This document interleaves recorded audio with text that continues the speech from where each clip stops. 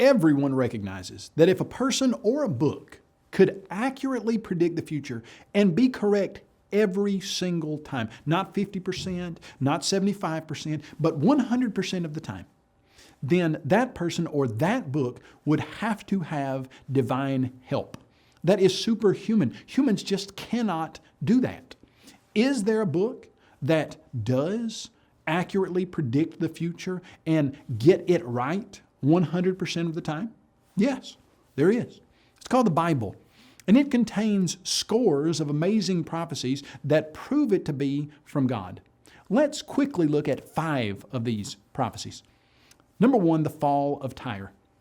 In the year 597 BC, the prophet Ezekiel made a bold proclamation against the city of Tyre. At the time, the city was one of the wealthiest and most secure cities in the entire world. It had massive walls. It also had an island city that the inhabitants, if they were attacked, could go out to that island city. Yet for all that, Ezekiel predicted several things that would happen to Tyre. He said that the Babylonian king Nebuchadnezzar would come up against the city, that he would build siege mounds against the wall, and the city's walls would be broken down. He predicted that many nations would come up against the city, and the city would be scraped clean like a rock. He predicted that its stones and its timber and its soil would be thrown into the sea. How are you going to get the stones and timber and soil of a huge city like Tyre thrown into the sea? As we look at history, secular history provides the answer for that. Nebuchadnezzar, the king of Babylon, did come up against the city of Tyre. He did exactly what Ezekiel predicted, but it didn't stop there. Because after he built a siege mound against Tyre, the inhabitants moved out to the island city and he couldn't attack it. And yet, in about 330 BC, a man by the name of Alexander the Great attacked Tyre. And the inhabitants did the same. They went out to that island city, but Alexander the Great wasn't happy with a simple victory over the mainland city. He took the rocks and the timbers and the soil and scraped them clean, dumped them into the sea, and made a causeway out to the island city. How could Ezekiel have looked into the future more than 250 years and predicted what would have happened? Divine assistance. Number 2, the fall of Babylon. See, Babylon was one of the richest cities in the world during the years of about 740 to 680 BC. It had walls that were 75 feet thick. They were 300 feet high, and it was surrounded by the Euphrates River that made a moat around it, in some places 65 feet, in other places 250 feet across.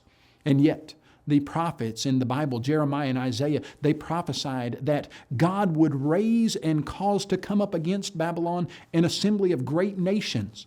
Jeremiah recorded that God had declared, "I will dry up her sea and make her springs dry."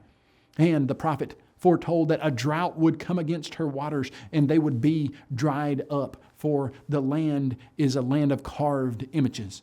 And also the prophet promised that the Lord had spoken, "I will prepare a feast and I will make them drunk, that they may rejoice and sleep a perpetual sleep."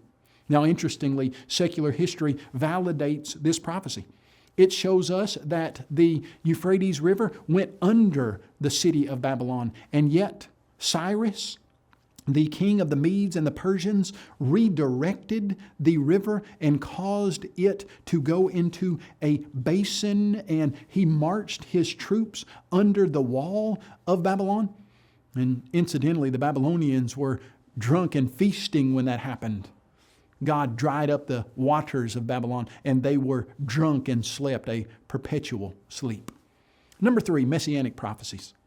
You know, there are hundreds of prophecies in the Old Testament that talk about a coming Messiah.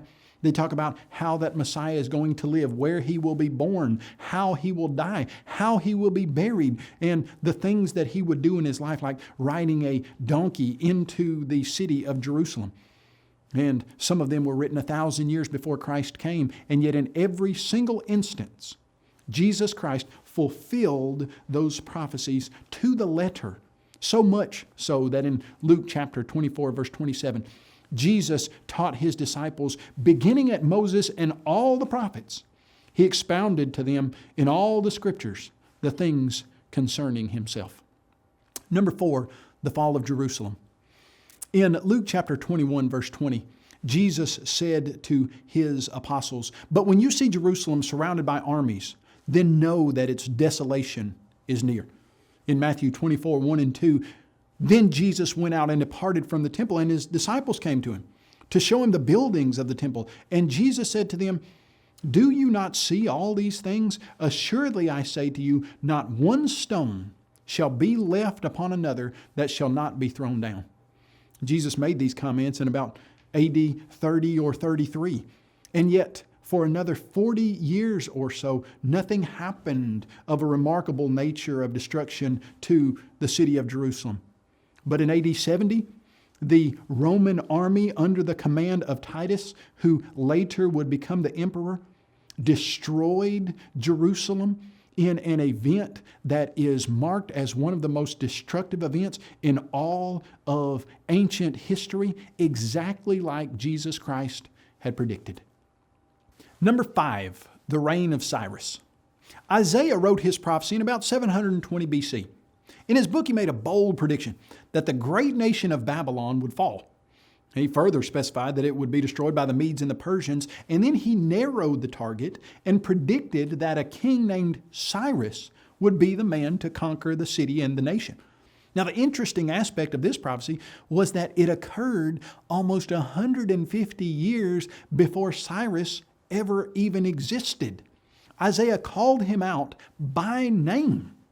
Can you imagine finding a document that was almost as old as the United States of America that mentioned you would be born and be doing exactly what you are doing today?